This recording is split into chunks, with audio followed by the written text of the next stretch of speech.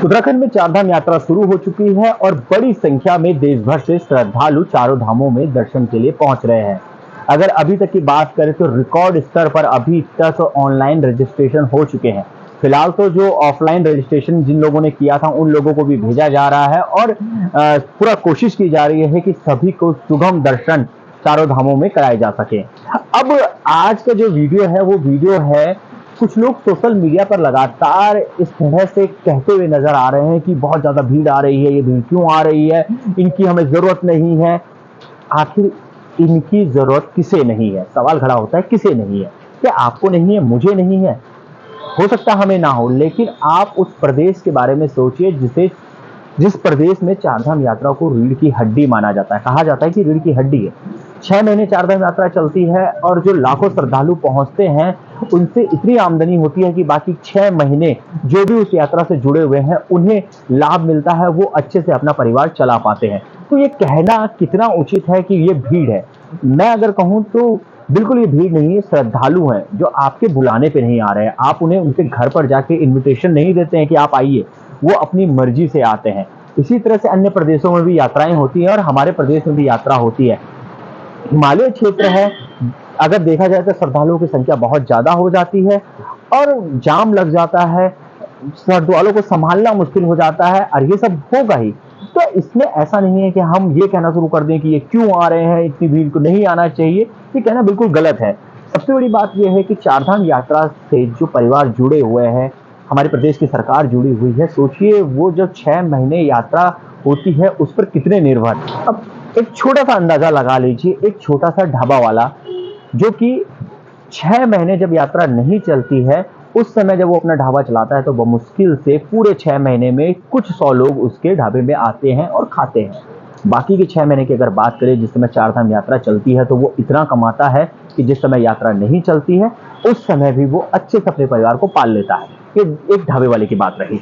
इसी तरह से सब कोई जुड़े हुए हैं, होटल व्यवसाय वाले जुड़े हुए हैं, इसी तरह से घोड़े खच्चर वाले जुड़े हुए हैं, इसी तरह से एक फूल बेचने वाला जुड़ा हुआ है, इसी तरह से पूरा का पूरा उत्तराखंड का जो गढ़वाल क्षेत्र है वो जुड़ा हुआ है। हरिद्वार से लेकर गंगोत्री, यमुनोत्री, बद्रीनाथ, केदारनाथ, सभी जितने भी रास्ते में जो लोग चारधाम यात्रा के लिए व्यवसाय कर रहे हैं वो लोग जुड़े हुए हैं। और ऐसे में आप जो कि उन लोगों को जो श्रद्धालु के रूप में प्रदेश में आ रहे हैं उनको भीड़ कह रहे हैं, तो ये कितना उचित है?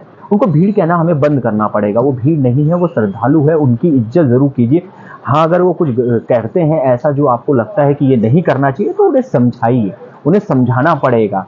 क्योंकि कोई भी श्रद्धालु, अब एक उदाहरण के तौर पर मान लीजिए महाराष्ट्र से एक व्यक्ति आ रहा है और वो व्यक्ति जब उत्तराखंड पहुंचता है तो वो कोशिश करेगा कि मैं जल्दी से यात्रा खत्म करूं। इसके लिए वो अपनी गाड़ी को टेढ़ी भी चलाएगा, वो कोशिश करेगा कि मैं थोड़ा ट्रैफिक को तोड़ दूं, वो कोशिश करे।